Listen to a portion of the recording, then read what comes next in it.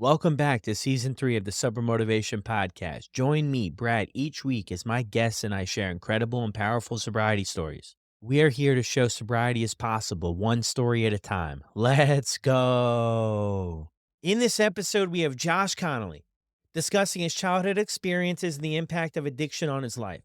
Josh gives a candid recount of his complicated relationship with his alcoholic father and his struggles with substance use from an early age.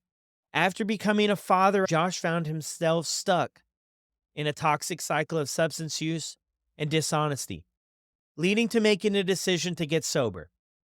Navigating through the challenges of life without the means to escape reality, he makes a focused effort to be honest and present with those he cares about most, even in the face of adversity.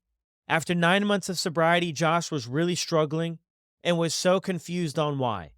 Through conversation on this episode, Josh and I underscore the importance of self-love, honesty, and a daily commitment to sobriety. And this is Josh Connolly's story on the Sober Motivation Podcast. How's it going, everyone? We're 3 months into a new year, and I'd like to take a pulse on how everyone's doing and feeling. If you made the commitment to get sober in 2024 but are struggling to stay accountable, check out SoberLink. SoberLink is an accountability tool that will keep you honest. It uses a really high-tech breathalyzer system to help when those cravings get a little too loud. Here's why I love it. You'll test at the same time every day, eliminating testing anxiety. Devices have built-in facial recognition so it knows it's you testing. Tamper sensors flag any attempts at trying to beat the system. Friends and family receive instant test results, helping to rebuild trust and prevent relapse. If you're serious about getting sober, this is a tool to use, and the only monitoring system I recommend. Make these next months count. Visit soberlink.com/recover to sign up and receive $50 off your device.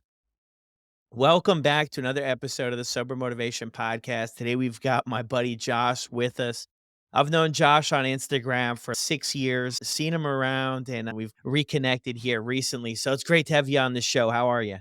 Yeah, good, man. Good. And looking forward to this conversation. Like you say, it's been many years, so it should be good. Yeah, perfect. So how we start every episode is with the same question. What was it like for you growing up? You know what's interesting? And I'm just thinking as you speak, as I knew the question was about to come, what it was like for me growing up has changed during my sobriety, right? And I think that's important for me to say. If you'd have asked me all them years ago when I first got sober, I'd have said perfect childhood. There was nothing like it was idyllic.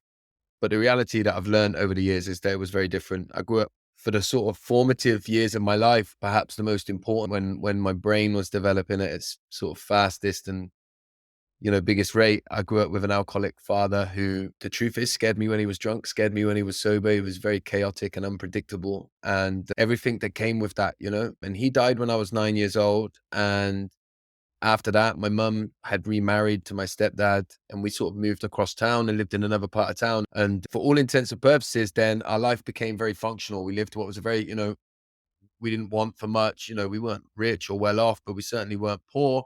And, and life on the outside seemed like it was pretty good. But I can see now looking back how much pain I was in as a child. I always felt very different. I always felt like I didn't fit in to the people around me. And I really struggled with life, although I wouldn't have never probably vocalized that as a kid. It was difficult, man, really difficult. And discovered alcohol and drugs when I was 12, and that changed everything, really. Yeah. Yeah, thanks for sharing that. It's even too interesting too, right? Reflecting back because you hear a lot of different stories about, at the time we didn't necessarily know like things were going on. I can relate with you 100% too about that feeling different. It was a different thing that brought it on for me. I was born in Canada. My mom was 16 and she had twins.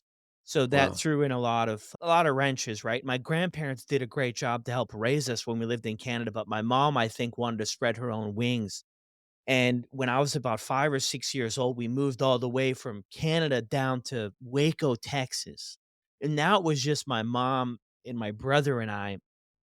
And if I would have at the time or maybe in my early 20s, like you mentioned, we never wanted for anything either. My mom did work. I mean, when you start out in the nursing career, you're working overnight, doing that stuff. So we had a lot of babysitters, but it's what you know. So you don't necessarily know that it's maybe a little bit different than my peers. But I can pinpoint at that point in my life, I used to go under my mom's bed and I used to just cry. because I Mm, was just missing how things were before, right? The comfort of grandparents and security, and it was a lot more predictable, maybe, that life. And my mom did an incredible job. I mean, I have 3 kids now, and and I'm a lot older, and I'm still figuring it out as I go. But I can look at that time as after that, I felt really different from my peers, and I yeah. really struggled, and I really, this is when sort of the ADHD kinda crept into my life. That's when it was really exposed, and that created a whole 'nother barrier I felt between my friends, and I was going to see psychiatrists and doctors and stuff, and I didn't understand it all at the time. But it's interesting that you bring that up. I mean, how did that feeling of different show up in your life when you were younger? Think when I was really young, it showed up in me trying to be as good and lovable as I could. You know, when you feel different and you're trying to be accepted and you're trying to be part of whatever system or structure that you exist in. When I was a young child, I tried to be good enough, right? I tried to be lovable. I tried to be likable. I became like a chronic people pleaser. Let me figure out what these people need me to be and let me be that so that they love me and like me. And I don't think that's ever really fully left me. But as I sort of moved into being a teenager, I became more of a rebel.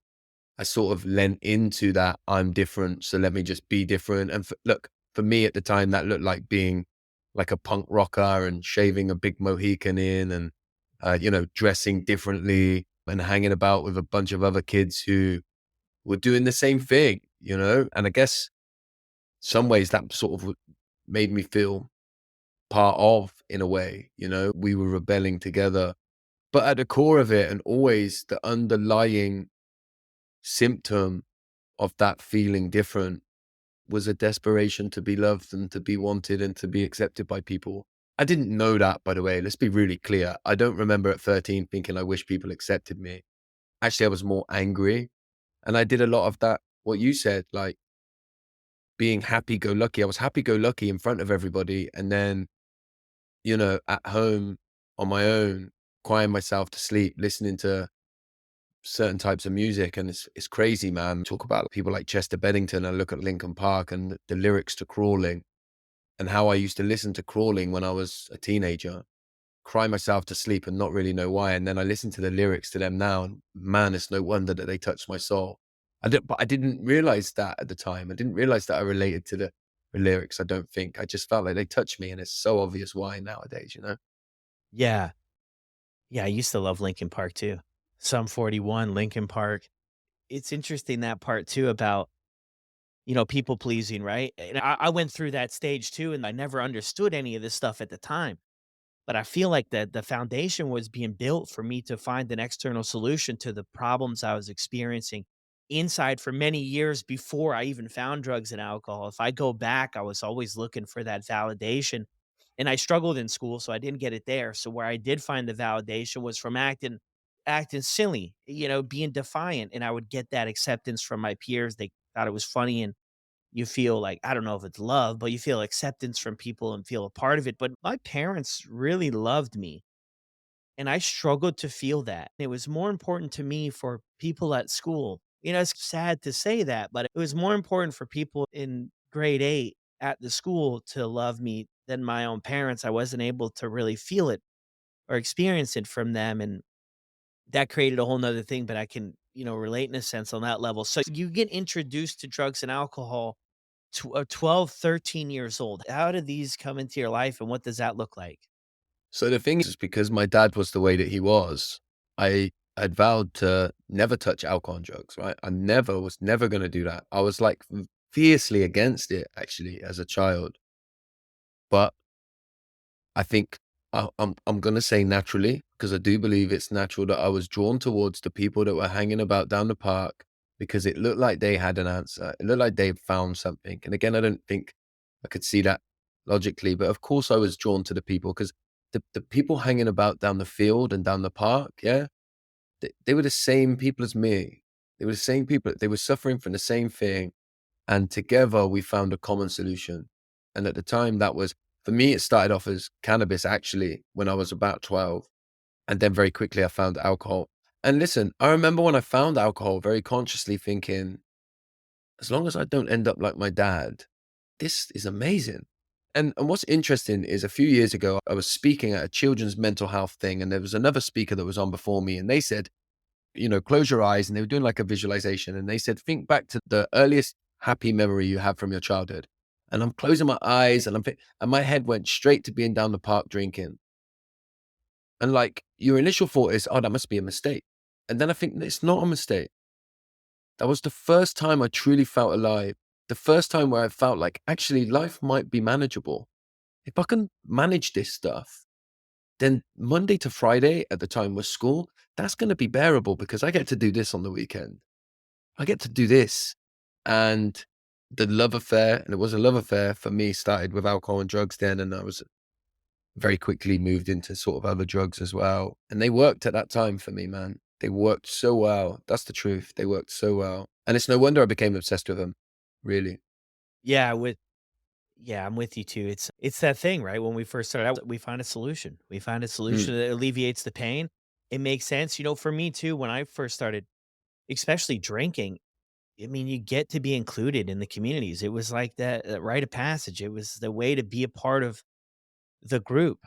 And then when I look back at my story, I struggle with this for a while, Josh, about a lot of people I hung out with, and like they seem to move on from it at some mm. point, and then there I was, and I'm like, what is going on with me? Why can't I just turn this off and move on with life? A majority of my other buddies that we all used to hang out and, act a little bit wild with.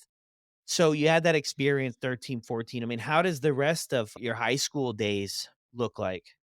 It was turning up at school and, doing what I needed to do and then drinking drugs. I mean, I like cannabis was something I did every single day, right up until the day that I quit. Yeah. Like every day. Like I didn't even see that as using anything. You know what I mean? Like at Yeah. least when I was doing other stuff, alcohol, I knew I was going out to drink. I was going out to get drunk. I didn't even see cannabis as that. I saw cannabis as the same as like having a glass of water, right? It was what I needed to do to function. That's how I saw it.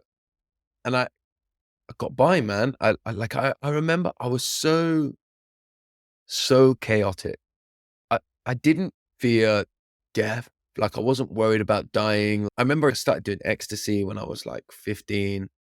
I remember somebody saying like, how many of these do you reckon you could do without it killing you? And I remember like thinking, let me try. Let me see how many I can do in one mouthful, And I was crazy. And essentially what happened to me, I lived that life. My first daughter was born when I was 18 years old. And that sort of changed everything. That's when there were real direct consequences to me, to the ways that I drank. I needed to show up now. And that's when I think my relationship with alcohol and drugs took a sharp turn, because then up until that point, I used to sell drugs and, that's how I made money. I didn't care about working or any of that kind of stuff. But once my child was born, I had to get a job and I had to start to show up to life. And that's when it started to become an issue. That's when I started to fight against it. Before that, I didn't care, man. I used to say to people, as long as I get my 18th birthday, and then when I turned 18, I was like, as long as I get my 21st birthday, I really don't care if I die the day after that. And I meant it. I really meant that. I didn't want for anything in life. I didn't want a life. But once my daughter was born, then everything changed, man, for sure. Yeah. Wow. 18 too. Yeah, How very was young, man. Yeah. How was the relationship with your mom and your stepdad at this time? Were they still involved with stuff, or how'd that look? I lived at home until I found out that I was gonna have a daughter, and then I moved out at 18. I mean, my mum and my stepdad likes a drink. He still drinks today. I don't think he has a problem with it, as he it was a bit of a drinking culture, but in where I grew up in England, that kind of culture was normal. So the thing about alcohol is it's so this, it's so widely accepted. At 17, yeah, I drank Thursday, Friday, Saturday, Sunday, Monday, Tuesday. But didn't everyone? That's how it was saw. So, like, people knew I was crazy. I was a party animal. I was happy-go-lucky Josh who loved to party. So it wasn't seen as a worry, and I wasn't particularly worried either. I was getting arrested for small misdemeanors, and you know, I was involved in selling drugs in the way that I was, but only ever really to feed my habit. So they were worried that I wasn't working properly, but there was no major concern, I don't think. Yeah, it's widely accepted. There's this quote that goes around too. It's almost like people look at you weirder or differently if you say that you don't drink than if you do. But that's definitely been my experience. I mean, it's changing now, but even when I got sober, when I did, yeah, it was bizarre. Like, people were more worried about me when I got sober at the age that I did than they were when I drank. And I do think that back then, particularly, 17, that was nearly 20 years ago, right? If I wasn't drinking every weekend, people would have been concerned. Can we laugh at that as a joke? But it's true, man. If I didn't drink, people would have been massively concerned. I was just another young party animal, you know? I smiled all the time, you know? I was always happy as far as people were concerned. I never showed my pain. So it was seen as normal, yeah, man. Yeah. So where do you go after that? 18 years old and you're having a little one and things you mentioned there too. Things took a turn. So a turn for the better or a turn not better? Yeah, no, it turned for the not better, for the worse, man. I mean, I did what I thought I was supposed to. So I had a house, I got a job in a factory, but I didn't know any other way of life other than drinking and using drugs. Like, I got a job in a factory, and instead of making myself lunch to take to the factory, I used to try and ration cocaine because I thought if you take cocaine in the morning, then you won't need any lunch because you won't be hungry. Like that's how it, that's the kind of life that I lived, And I remember holding my daughter for the first time and looking at her and being washed with love and all of that stuff. But at the same time, thinking to myself, you need to get as far away from me as you possibly can, as quick as you can, because I can't be what you need me to be. And I never vocalized that, but that's what I felt deep down. And I never felt capable of being the dad that she needed. Like, I'd never really worked, let alone anything else.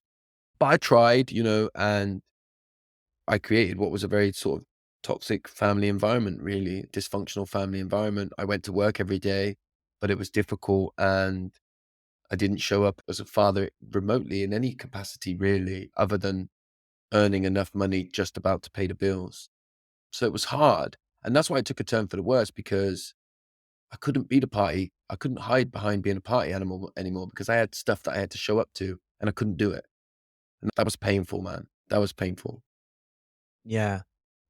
So that part, yeah, it weared on you a bit, right? Because when we're on our own, we could just come and go and you could just do, you could just show up and whichever way. But when that responsibility comes up and you're probably too feeling like you want nothing more to be able to show up. I think you shared about it there. You want nothing more to be able to show up in a good, productive, positive, fatherly role. But all this other stuff is getting in the way and you don't know a life outside of that. How was your relationship with the mom? Were you dating at the time or Yeah, we stayed together. We stayed together. But let me tell you this, we shouldn't have. We shouldn't have. I thought the right thing to do was to knuckle down and make it work. We shouldn't have. The relationship was incredibly toxic, it was awful. And I played a huge role in that. Do you know what I mean? I played a huge role in that because of who I was and what I was doing. And we went on to have 4 children together in that marriage. We were married. We had 4 children. My second was born when I was 19, a year and a half after my first one. And then my 2 boys were born in the same year, 2011. One was born in January, one was born in December. And so here we were in this relationship with now 4 children, very young, 4 children, all under the age of 5, I think. I was drinking and using more than I'd ever done, really. And like, I would leave and get set up in a little bed sit, like a 1 room place, and then fall apart and be on my deathbed and then go home. And I lived in that cycle, really. A few sort of, a few moments where I very seriously attempted to not be here anymore in that time. And it was dark, man. It was really dark and it's hard. It was really hard. I wasn't a good person. yeah, 4 kids too. And you're Yeah. going back and forth with this stuff. So were you thinking during this time, what is this, like your early 20, like 21, 22 type thing? Yeah. Did you ever think I need to sober up? Was that in your process at all? I think so. Somewhere in there, I think it was there, but I always tried to protect the drink, you know? I always wanted it to be something else. You know, I went to see the doctor and I was put on antidepressants and I was just crazy, man. Like I went to see the doctor to get put on antidepressants. And then I remember like I was supposed to take one a day or whatever. And I took six one time. And my ex-wife who I was with at the time rang the doctor and was like, he's took six of these. Is he going to be all right? And they were like, look, it's not ideal, but he'd have to take a lot more than that for them to have an impact. And I remember being like, well, let me do that then. And I remember taking all of them, and then it was like, well, there's no point in having antidepressants because I just take them. And I used to just go in the cupboard and take medication and crush that up and just do that. Like anything to try and get out of myself and to get out of my skull and to just not be there anymore. It was crazy, but I never slowed down enough really to think maybe it's alcohol. Maybe I should stop alcohol. There was like a series of events that happened that led to me going, okay, let me quit alcohol. And it was quite divine in nature, really. But it wasn't until then. I mean, I used to do, let me stop drinking vodka, let me stop drinking cider, let me only drink on the weekends, let me make sure I don't drink. And I did all of that stuff. But no, once the idea came up that maybe it's alcohol and I need to stop it, I was very fortunate, sort of spiraled very quickly. Yeah, walk us through that story. So what happened was I had an accident at work, right? In the factory that I was working in. I trapped my foot in a machine and the ends of my left foot were basically crushed so severely that they had to cut them off. Yeah, they had to be amputated. So I've got like I say three little stumps instead of a big toe and the next two toes along. There's just like a little stump there. And at that stage, right, I'd left the family home. I was living on a fold out bed at my mum's house. I was like £17,000 in debt. I couldn't get set up on my own because I couldn't keep up with my debt. I was, I was in a bad way. But all of a sudden, I was going to get this big payout for my foot for what had happened to my foot. And so everyone was saying, once you get that payout, you'll be able to clear all your debt and get set up in in a place of your own and your life will be okay. And that was like the story that I told myself. And I remember my best friend and at the time, and he's still a very close friend of mine today. I remember him pulling me aside and he said, there is absolutely no way you're going to pay that debt off with that money. You're going to drink it all and use it on drugs. And you're going to be exactly where you are now. And I remember thinking, man, he's right. And then I was involved in football violence in the UK at the time as well. And this was about a year after I'd done my foot. And we were at a football do. And long story short, I was punched in the face and I snapped my jaw in two places on the right side and it dislocated on the left side. And I had to have emergency surgery that night. And they gave me loads of morphine and I had to be transported by ambulance to another specialist hospital. And in the process of waiting for the ambulance, I took all of the cocaine that I had on me and had a seizure. And then when I woke up the next morning in this hospital that was like 5 hours from where I lived, everybody that I'd traveled up there with had left me. And when I phoned them and was like, where are you? They was like, we traveled up by bus and they'd taken the bus and they'd gone, they just left me. And I thought these were my friends. And I remember coming home by train on my own the next day and thinking, this is over, man. Like these people don't care about me. I've got nobody in my life and I can't do this anymore. And within about 3 months of that day, I knew I was getting close to having this money come as well. I found myself in a 12-step meeting because the owner of the bar that I drank in, the pub, yeah, he was a compulsive gambler who had stopped gambling. And after a heart to heart with him one Sunday night, it was on the 14th of May, 2012. At the age of 24, I went to my first 12-step meeting and I haven't had alcohol or drugs since then, since that day. Wow, that's incredible. What happened that day that you were able to that was it? I mean, happened there? I think that moment of I've got nobody cares about me. Like none of these people care. We don't care about each other. Like I don't relate to anybody. And there was a moment I had in the pub on the last day that I drank, which was a Sunday, where alcohol had stopped working. Like I remember I was off my head, drunk, and I looked around and thought, this isn't working anymore. This isn't working for me anymore. I need to try something else. And that night I had a heart to heart with this guy, like I say, who was a compulsive gambler, had stopped gambling. And he made me think, if he can do it, then I can do it. Maybe I can have a go at this. But the reality is, I gotta tell you that my darkest days were to come, really, and they were in early sobriety. That's my reality. Yeah. So you reached out to this guy at the pub and he suggested you check out the meeting, you go there. 2012 too, 24 years old, right? Mm. It's interesting, right? And it's really hard at 24 to think, this might be it, but it's that thing, man. I think that's so powerful, Josh. You realizing that it's not working anymore. What once worked so well is just not alleviating the pain, the discomfort, bearing the emotions anymore, and everything seems so real. Walk us through what you had just mentioned there previously about things started to get worse for you before they got better. So I did what I'd always done. And for me, I walked into a 12-step fellowship, right? That's where it started for me. So that's when the first time I walked into a room full of people that were sober. In there, they say I'm an alcoholic, yeah? So I did what I'd always done. I need to make this fucking room accept me. So they're saying they're an alcoholic. I'm going to say I'm an alcoholic. And then I'm going to become everything that they need me to become. And so I did that. I told everybody that sobriety is amazing. I don't need alcohol anymore. I just love it. It's so good to have my life back and all of this stuff. Yeah. I don't drink anymore. So all my problems have gone away. And very quickly, man, I started to realize that wasn't my truth. And there's two things that I think are important here, right? The first one is that the darkness that I felt was still there.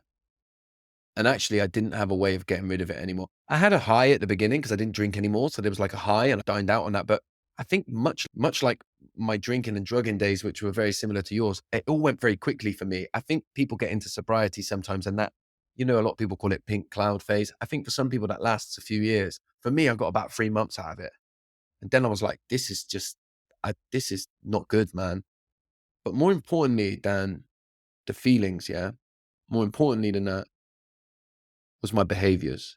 Some of the shit I was doing when I was drinking that I used to say I only did that because I was drinking and doing drugs. Now I'm behaving in that way sober. So now where do I go? Because now I must just be a terrible person. And I didn't know how to be honest with people. I didn't know how to talk about it. My truth at 7 or 8 months sober was that I hated it. And I hated people that were sober and said they were happy. And I didn't want to be doing it. And I wasn't happy. And I used to have to psych myself up and play happy go lucky Josh who's sober and everything's amazing as a result. And it was not true. And for me, quitting alcohol and drugs was the last chance. And at that stage, I thought it doesn't work. And so I planned to take my own life when I was 9 months sober. I say it took me like 12 years to nearly drink and drug myself to death. It took me 9 months to nearly sober myself to death. And I made a decision that felt very honest and noble to not be here anymore. And I was having my 4 kids at the time on the weekends. And I went to see them to say goodbye and it was done. I was going. And because I knew I was going, because I knew that I was going to die, the past became irrelevant. The future was non existent. And for the first time ever, I was present with my kids in a way I'd never experienced. I remember cuddling my daughter and feeling it. And I changed my mind. But more importantly than changing my mind, I realized that I needed to come clean to myself and to the circles that I was involved in that were supporting me at the time. And I sort of tried to make a commitment the best that I could at that point, to be honest with everybody. And what I really thought is if I can convince myself I'm going to die next week for another week, I could do another week like this and it might be pretty good.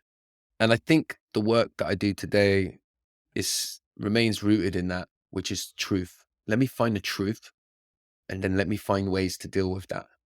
And that's when the journey for me really started, and it changed from one of how do I not drink to how do I try and live a life where I can be as present as I was that weekend. And it's not easy, man. I wish I could tell you that now I'm present all of the time and I'm free and all that. It's not my truth, man. It gets harder actually, if anything. I have those moments of presence with the people that I care about the most, and it's worth it for that. Yeah, wow. Thank you so much for sharing that. It's interesting there too, right? Because everything piles up. Everything can pile up throughout the journey, and that you see everybody around you too. I'm just imagining this. You see everybody around you doing well. They're happy. They're experiencing all the benefits of sobriety, and then here's your story. where it's everything but that. And that's a really hard thing I could see to witness about. Well, everybody else has got it figured out. But you mentioned something that I think is really important is about removing the drugs and alcohol is only one step of the process. And then you mentioned too about the behaviors continuing, right? I'm sure all of us can relate to that in some aspect, right? The dishonesty ran deep with me, the manipulation ran deep with me, not being genuine ran deep with me and authentic. I was far from that. And we continue those behaviors as we go on. And then that's sort of whatever program we do, whether it be 12 steps or a therapist, or we just join a community or we read books or meditation, we're hopefully gonna try to connect with those behaviors and make small adjustments to turn them around. But that can weigh on you. That can weigh out, especially because you mentioned there too, your one solution, the thing that you had counted on is now not in the picture, and now you're facing all this stuff head on with a limited amount of tools to manage everything. How did things turn around for you? What did that process look like in your life after those 9 months? I think it was that level of honesty, right? When I started to connect with the supportive people around me in an honest way, it's easier to find the things that you need, right? Because I'm trying not to lie and I'm trying to be clear and honest about what I'm doing. And what I did is, rather than my sobriety, I guess, changed from trying to manage and create a life that meant that I didn't have to drink, was what I originally did. And I think what I had to change is, how do I learn to understand and love myself enough to not feel like I want to escape from who I am. And that's different, that's it's an inside job, man, for me. This is all an inside job. And I think, in the years that have followed, I've tried to just live with the idea that I could be wrong about everything. And what I found is that my sobriety has been like a series of picking something up. It really works. I do it, I stay with it.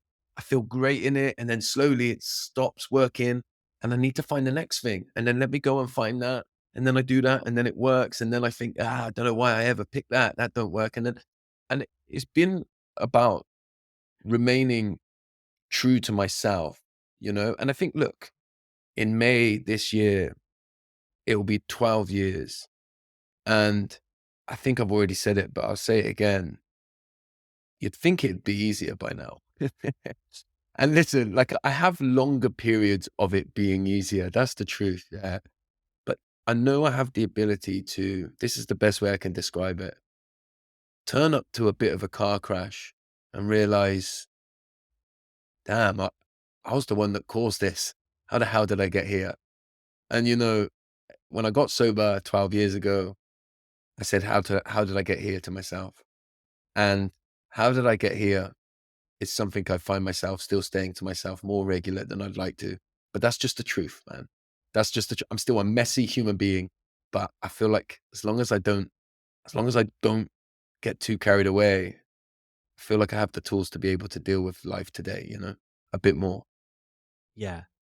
I'm with you 110%, man. I still go through it all the time, right? Everything, go through it. And it's interesting you say that. My first thought too about it is that, like, initially, we want to get sober. We want to just get sober. And anyway, I was under the impression that if I just got sober, all this other stuff would work itself out. And then I Yeah. kind of hit the spot where you get into as we get sober. And then I'm like, well, what the heck? I'm sober. Why aren't things working themselves out? Why am I not where I want to be or and then it was sort of explained to me, well, now, this other stuff, this emotional set of things and the behaviors are things that you have got to start to work on. The alcohol was merely just a solution that no longer works for you. So you have to find other ways to really come back to yourself. And like you mentioned, inside job, you got to work on yourself. And then, it's almost like you mentioned there too about things are still tough, right? And, I'm with you on that, but for me, it's not necessarily sobriety, it's like life, okay? Life is tough at times, and to work through this and raise kids and show up in the world and do all of these things, if you wanna have a big impact in this world and make a big difference and you do that to a T, I think it's gonna be hard on us a little bit here and there to keep showing up and be vulnerable. I mean, your level of vulnerability is next level, and that is a growth place that you're gonna be constantly growing, and it's incredible to see, man, you share all this. Yeah. in some ways, you start to think to yourself, "Was I better off when I was asleep and I wasn't open to the vulnerability," right? Or I can at least understand why I was. I can at least understand why I was. And it's like you say, I don't think much about myself in terms of sobriety anymore. I think you said something about showing up. I can show up today, man. I never showed like you remember when I said my daughter was born and I thought you need to get away from me. It's because I couldn't show up. I couldn't show up. I'll show up today. Sometimes when I show up, I'm disheveled, I'm a mess, and I'm doing it all wrong. But I show up, and I think that's different to where I was when I drank. Alcohol and drugs helped me to run away, and I probably still run away in different ways today. But I show up, man. I feel like I show up to my life. I feel like, look, I've remarried in sobriety. We've got 2 children, so I have 6 kids now. So my eldest is will be 18. I'm very close with all of my children. Most of them live with me, and the ones that don't, I see on the weekends. And I think that if you ask them all privately, they would say that I do all right, man. That dad's all right, and I promise you now, and I mean this from the bottom of my heart, yeah. I get to do a lot of amazing things in the world today, and I feel, I get plaudits for some of the work that I do. But honestly, there's no recollection of my dad anywhere.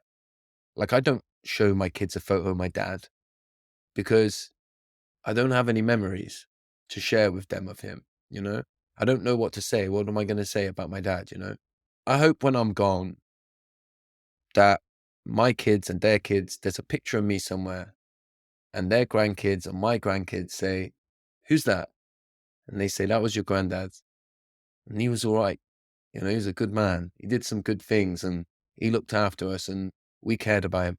And listen, man, if nothing else but I get that, then thank you very much, man. I'll take that. Because that's all I want, man. I really mean that. And 12 years ago, I don't think that I could have bet on that. I don't think that would have happened. I think I would have been another version of my dad with no pictures and no chat like that. So that's what I want, man. Yeah, that's what you're doing, right? That legacy. And I was gonna ask you too, how are things with the kids now? 6 kids. Josh, you've got your hands full and a half, buddy. I've got 3, dude. 6. My goodness. But that's incredible. On the act of getting sober, because a lot of people message me, right, Josh, how do I get sober? I mean, that's a great question, but that's not the question. The question is, how do we stay sober? A lot of us have probably sobered up and we go back to it. But once we're able to figure that out, that just gives me anyway, the mental capacity and the other processes to be able to show up in the world willing to be honest about, hey, I don't have everything figured out, but I'm willing to make progress and move towards the things that I don't have mastered, which is basically everything. It's always learning, right? You brought up Yeah. that other thing, man, that I can't help but have the wheels turn on, man, about that thought of what if we just left the dream dormant? What if we just left the personal development dormant? What if we just ignored that side of things? And I've been thinking of that because when you get into this, and I don't even know if this is where you were going with it, but when you get into it, it's like when you're struggling with addiction, that's the nagging thought. That's the thing that's always bothering you is that the next one. And then when you get into this personal development journey, and it started for me kind of 6, 7 years ago, where I looked in the mirror and was like, I'm just not happy with where I'm at in life. And this is in, this whole recovery thing, right? We hit these roadblocks and we hit these Y's in the road, and you can either choose to remain comfortable or get uncomfortable and change. And then I went down this rabbit hole I've been down ever since about what's next? How can I do more? How can I be better? How can I grow? And for me, it's all about balance because I'll stay up all night thinking about the next bridge that I want to cross and everything. But it's so interesting, right? Because it's overwhelming as well. It's challenging as well because listening to your story here, I'm a people pleaser too.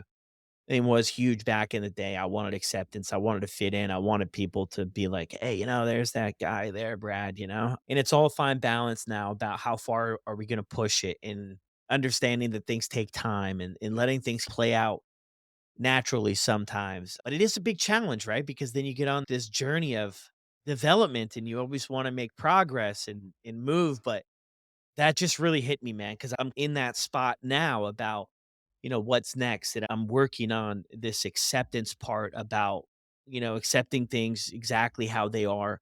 And that I don't always necessarily need to be moving forward at 200 miles an hour. I can take No. it slow. Yeah, and so I always say it's easy to love myself when I've just done something good, yeah? What about loving myself when I've just messed up? Or what about just loving myself, yeah? Because when I think about things like joy, I've somehow taught myself over my life that joy can only follow real hard work. What I mean by that is I think if I think to myself, "Oh, I wanna experience joy," I'll be like, "Ah, let me run up a mountain really quickly and do it in a quick time, yeah? Then I can experience joy because I've earned it." And joy is not something that I have to earn. It's not something that I don't tell my kids, "If you wanna have fun today, you better be good," right? A lot of people do that, by the way. That's some of the systems that we live in, but joy is free, you know? And there's a great philosopher, Alan Watts, and he says life is not it's not like a it's not like a sprint where there's a start and a finish. Life is like a dance. And dance isn't about how quickly can you get to the end. It's about being free in the moment and trying to enjoy it. And I think we really do, as people like us that get caught up in the next thing all the time, sometimes we have to put it down and just allow ourselves to be playful and to act up a little, because otherwise we miss life, man. And I actually last year made an active choice to not do too much work on myself, to actively not do any courses, not do any learning about myself, and just be Josh for a bit. I don't know how successful I was at it, but I think I just worked harder. But yeah, the thought was there. Yeah. No, that's so true. And I think even too in even relating it back to like sobriety too. It's always great to move forward. We always want to move forward. We always want all the answers, but it's about being present in the moment and just making, one day at a time and making the days count. And it's not always about how many days we got. I had this early mentor that would always tell me, Brad, if you woke up before me, you got more sober time. And this guy like literally was a true living example of one day at a time. If Mm, you woke up before me, you got more sober time. And I think it's really great to string it together and see we've got, 1,000 days, 5,000 days, whatever it is. But it ultimately comes down to what we do with each day and how we carry ourselves and how we give back and how we help others and how we love ourselves. You've brought it up a bunch of times in this interview about loving yourself and stuff. And that's for me personally, it's a constant work in progress. I'll get flashbacks, here and there, right? From the different mug shots or the different things that I did to people and how I behaved. But you got to come back to forgiving yourself and, over the years, working things out with people and stuff, but that's a super powerful thing, right? Get to a spot where we can love ourselves to where we don't want to poison ourselves and we're okay with the decision and we can move forward, right? exactly. And we have to make sure that we spend time with that, right? Because if we're doing the work all of the time, then we're not present, right? And we do the work so that we can be present. And sometimes I'm doing the work because it's too painful to be present. So let me just get busy working on myself so that I don't have to slow down and be with the pain that I experience of just being who I am in the world today. And that's the hard bit, and that's why presence is often hard to come by.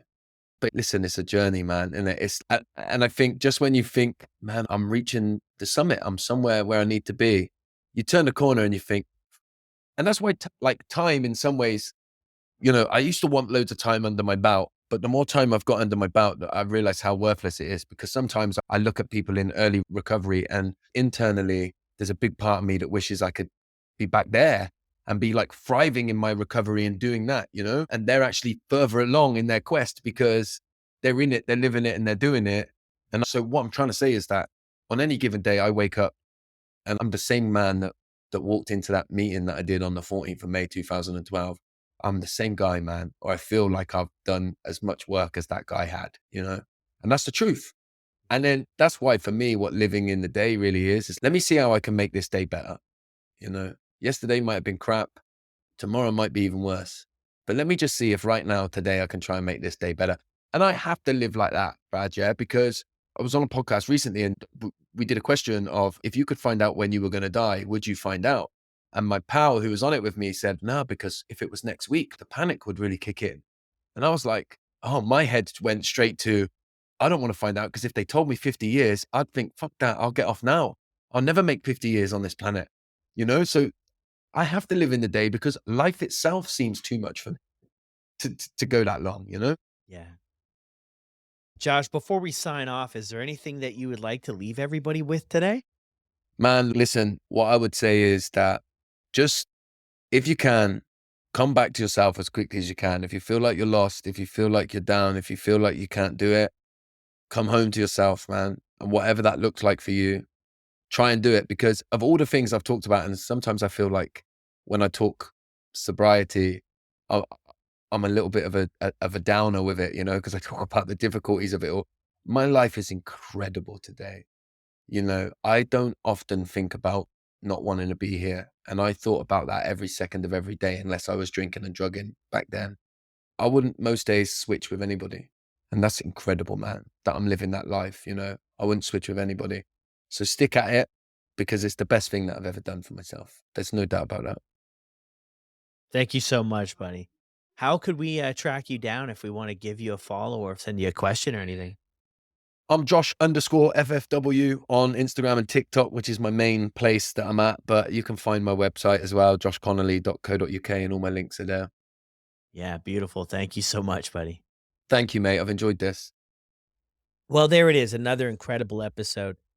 Thank you so much, Josh, for coming on here and sharing your story. And if this is your first time listening to the show, don't forget that we've got over 130 stories in the catalog wherever you listen to your podcast. So jump around and check out some of the stories you feel that you could relate with. And I hope that they're helping you out. What Josh brings up a lot there, too, is that the initial decision or act of getting sober doesn't really fix everything. And I think in my own life, what I can relate to is it gave me the opportunity to continuously look in the mirror and be willing to do things a little bit differently. But it does take time. Not everything is going to change overnight. So keep that in mind. But no matter where you're at, as long as you're making some progress, that's what's so important. And that our level of awareness is increasing about what we need to work on and then how can we go to work on it. The problem is when we put alcohol and drugs into our systems, we don't really care to work on stuff. We're so distracted. We're so about this escape. And we're so just about further stuffing down any emotions or anything that makes us feel uncomfortable. We don't allow ourselves the opportunity to work on things that are really going to help us show up as our best selves. So check out some of the other episodes. And if you're enjoying the podcast, don't forget to leave a review on Apple or Spotify or wherever you listen. Share with a couple of friends. Let's keep this thing moving, and I'll see you on the next one.